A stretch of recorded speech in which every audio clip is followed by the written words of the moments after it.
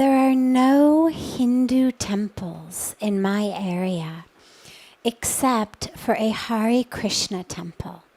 Will attending this temple benefit me in the same way? I don't want to get confused between your teachings and their teachings.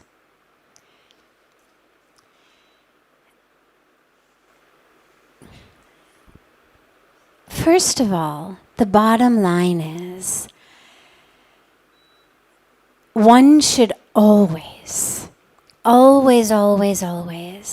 attend places of worship that exist where you live.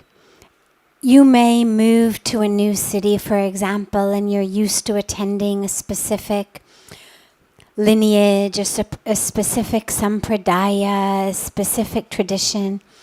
You move to a new city, maybe the new city doesn't have that type of temple. Doesn't matter.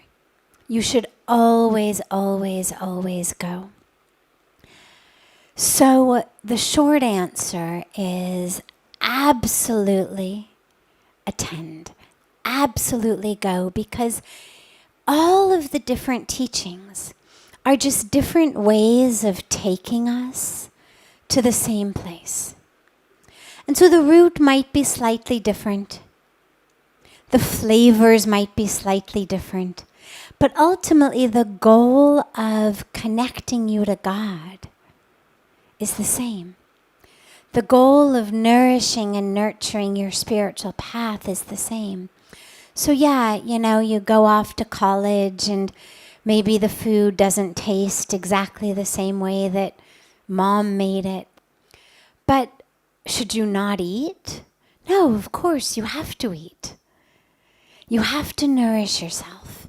You have to nurture yourself. And just because the food may be different than mom used to make it, spices are different, everything is different, nonetheless,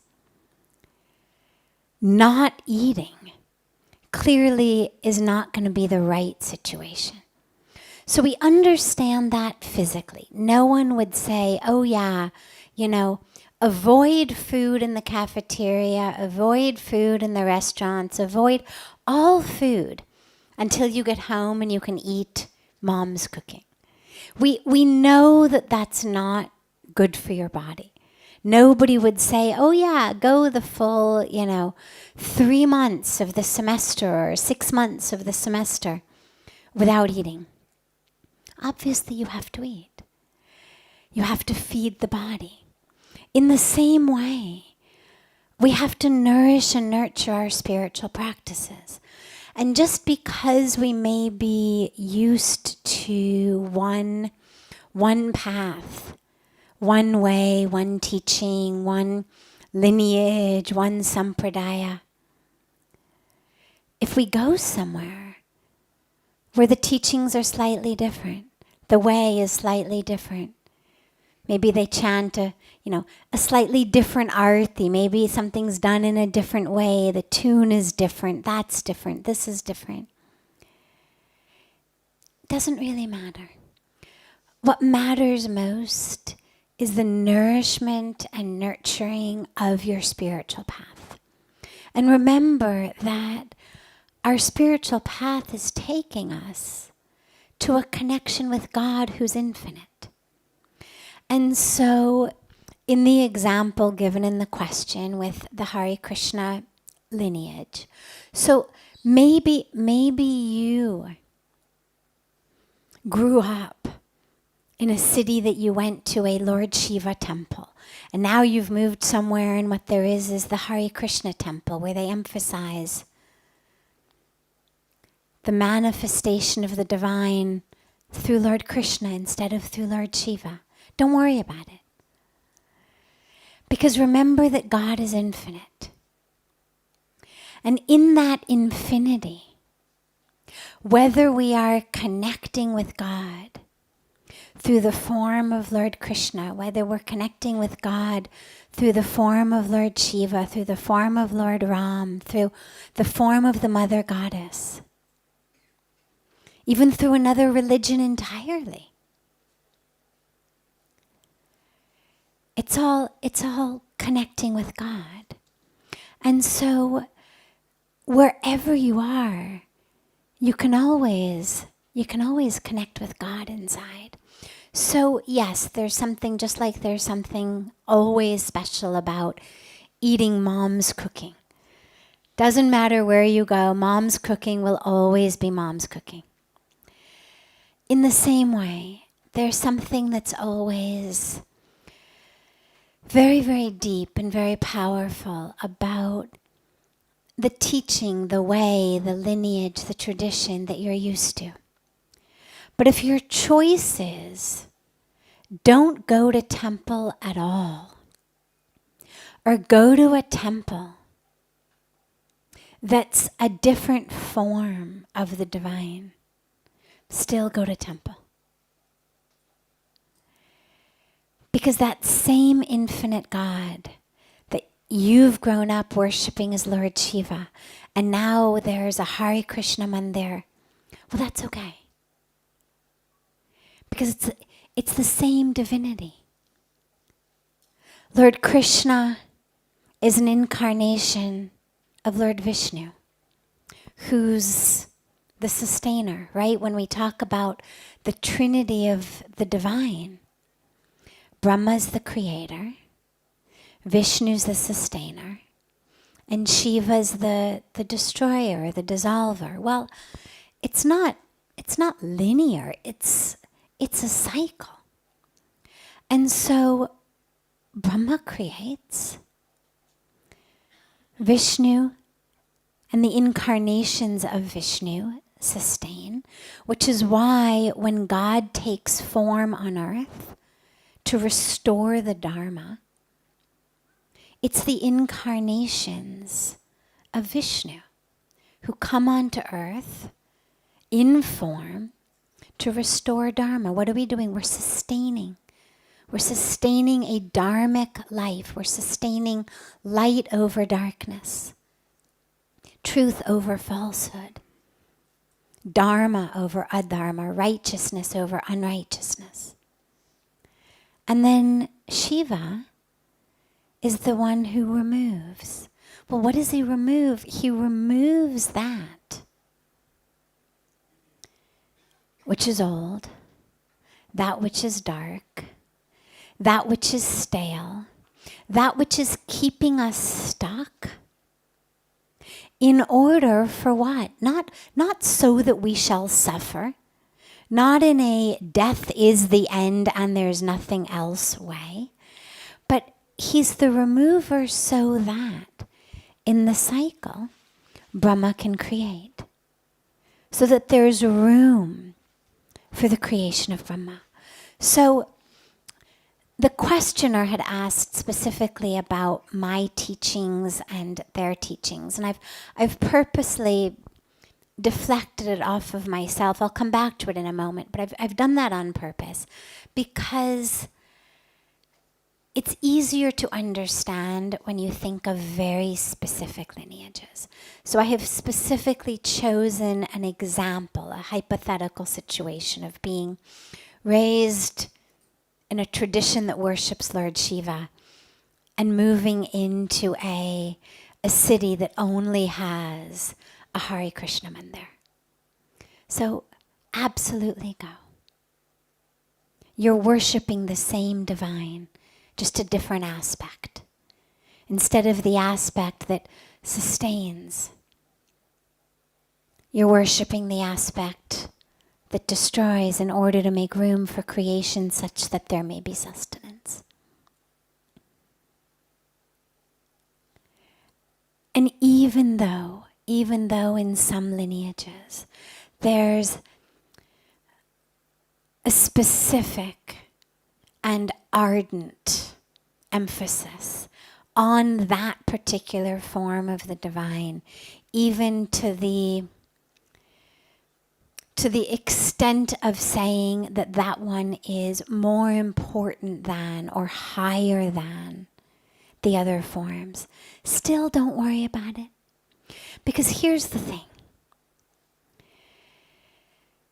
If you're a mother or you're a father and you have 4 or 5 different children, and one child calls you dad, and another child calls you papa, and another child calls you pitaji, and another child calls you pa, and another child can't say anything because they're too young, and so they say ba ba ba ba ba ba. You're going to love them all the same. And even if one of the children says to the other, no, you're wrong, he's not papa, he's dad, you're still going to love them all the same. And you're going to love, instead of criticizing the one who says that, you're actually going to love the sweetness of it, the devotion of it, of a child who is so devoted to the name dad that he's going to make your other children stop saying pa and start to say dad, because there's something very, very beautiful about that devotion. And so if one father can love all of his children regardless of what name they call him, regardless of whether they even emphasize that their name is the right one or their name is better, if one dad can do that, well, surely God can do that. And so don't worry whether the mandir is saying it has to be Krishna, or the mandir is saying it has to be Shiva, or the mandir is saying it has to be Lord Ram, or the mandir is saying it's only Durga Ma. Don't worry. It's all the same divinity. All of the infinite aspects of that divine. And then specifically in terms of the question of a distinction between my teachings and those, I don't feel that I have any specific teaching on that. I certainly try very hard not to. I share frequently personal experiences because that's what I have. And I hope that through my experience it can touch and help others. And so, yes, through my experiences, I have had personal experiences of the divine in the form of Mother Ganga, in the form of Hanuman, in the form of Lord Krishna. And I pray to be given experiences of the divine in all of the other forms as well. But I definitely don't have a teaching of it should be this way or that way. The core of, if I had to say, okay, here's what I'm trying to teach, is really get all of that sense in your mind of it has to be this way or that way. Get that out of the way so that real grace can flow through. Grace came to me in the form of Mother Ganga when I wasn't expecting it. When I was born and raised in the Jewish tradition, I had no idea that this was how God could come. And so my experience, and therefore the teaching that I hope to channel and bring, is a teaching of openness, of surrender, of allowing, of courage, so that grace can come into and through you. And yeah, sometimes it comes in the form of Lord Krishna, and sometimes in the form of the Mother Goddess, and sometimes in the form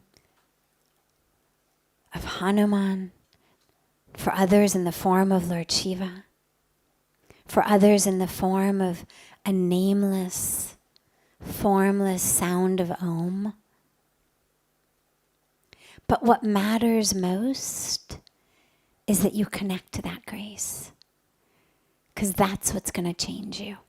And once I had that experience, I can now walk into any place of worship and feel the divine. I can walk back into Jewish synagogues and feel the divine. Walk into any of the mandirs and feel the divine. So whatever form, whatever way touches and grabs your heart and fills you with love, that's the form that's right for you. And so go to temple. That doesn't necessarily mean that you have to buy and subscribe to and implement every single thing that every priest in every temple ever has said. Going to temple and loving God doesn't mean we leave our common sense at the door. It doesn't mean because I heard it in temple, it's definitely right for me. Priests are human also, with all of the same human tendencies that other humans have. And so simply going to temple and connecting with the divine, that should be your main focus. If what the priest is saying or teaching touches you and helps you on your journey, fantastic. If what the priest is saying or teaching goes against what feels right to you, don't worry about it. God is there. You don't need the priest as the intermediary between you and the divine. Go to the temple. Sit in the presence of the divine. Connect to the divine. And what you'll find is, in whatever way you've connected to God, through whosever teachings, through whatever sampradaya or lineage, you'll be able to experience that in any temple. Because God is there.